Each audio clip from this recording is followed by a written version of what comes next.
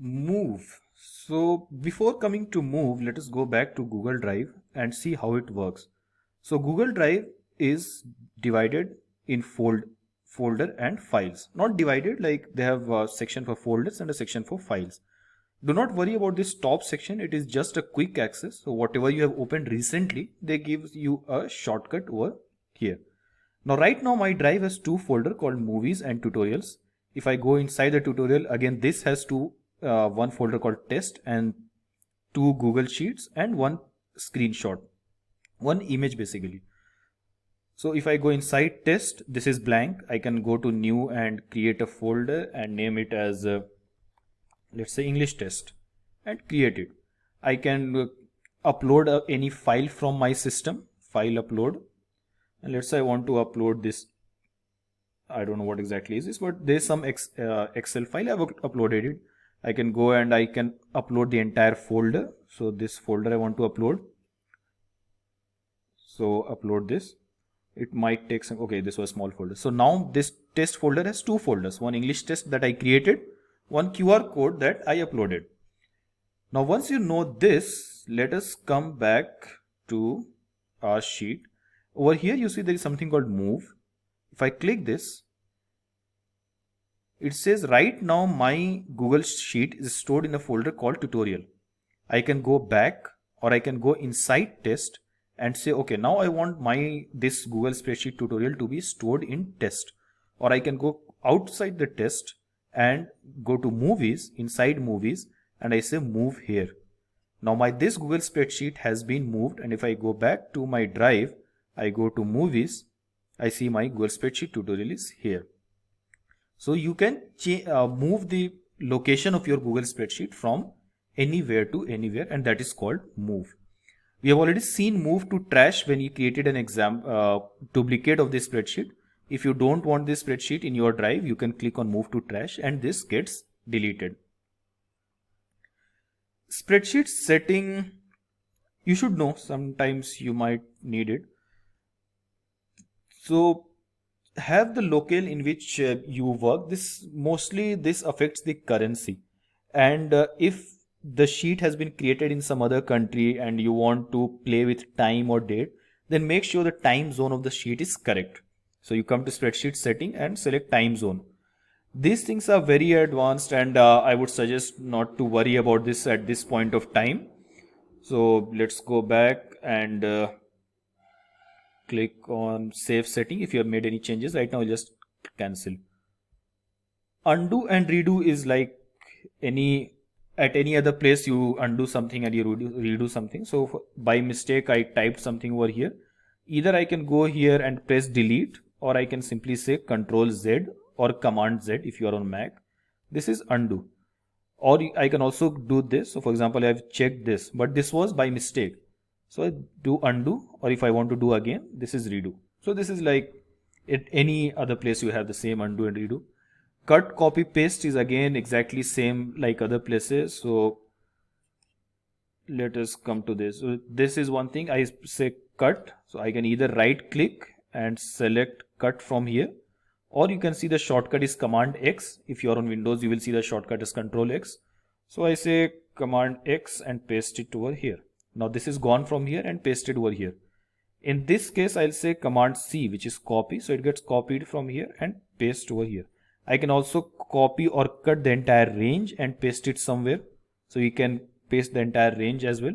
I'm just going to do undo, undo, undo, undo. So it's back. So cut, copy, paste, delete. Again, something is written and you want to delete it, just press delete and it's gone. Freeze. Okay, this is interesting thing.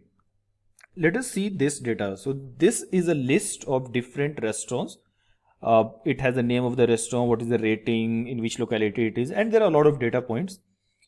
If I go down, I don't remember what exactly this 400 is because I cannot see the heading of the data. So if I go to view and select freeze one row, now this has frozen. You see the headings has been frozen. Now if I scroll down, the heading doesn't move. And now I can clearly see, okay, this is 1000, this is a cost for 2. So for this restaurant, cost for 2 is 1000, whatever currency you assume.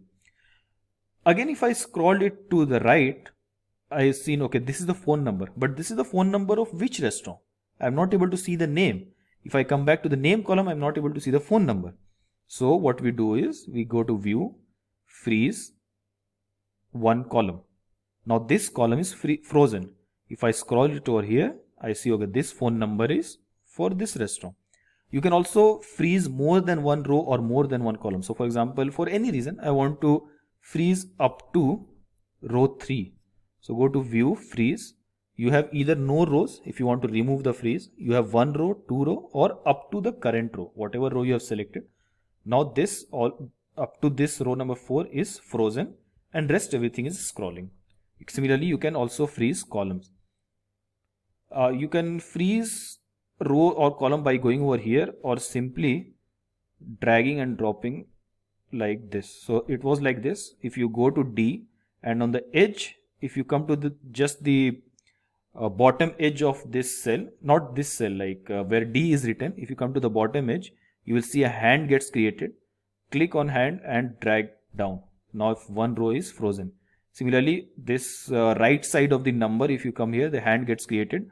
I can move this up to here and this entire thing is frozen now. I'll go back and no row freeze right now. In fact, one row should always be frozen and no column frozen right now. So this is very useful thing when you have large amount of data.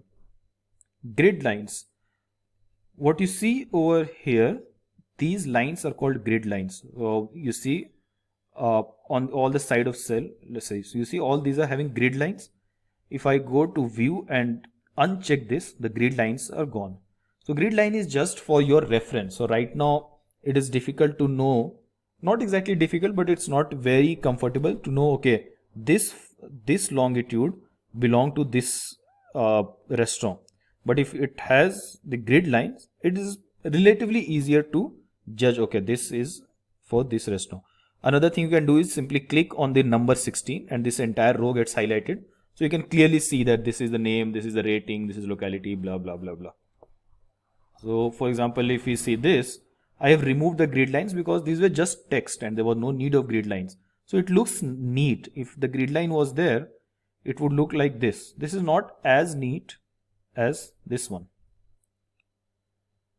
This is the grid line. This is called formula bar. So if I click over here text font, you see in the formula bar it shows text font. If this cell is having any formula, sum of 1, 2, whatever, we will come to the functions later. If I click here, although you see that it is written as 3, but actually it's not 3. You see in the formula bar it shows what exactly that cell has. Or if I double click this cell, also the formula comes up. So actually the cell has sum 1, 2, but when you look at the cell, you see 3. So this is called formula bar. And if you're not working with functions, you want some more space, then you can go to view and uncheck the formula bar. It is gone. So we have some extra space for the text or for other things that we want to show. Insert image checkbox. Okay, let's cover this last 5 of the section 2 in the next video.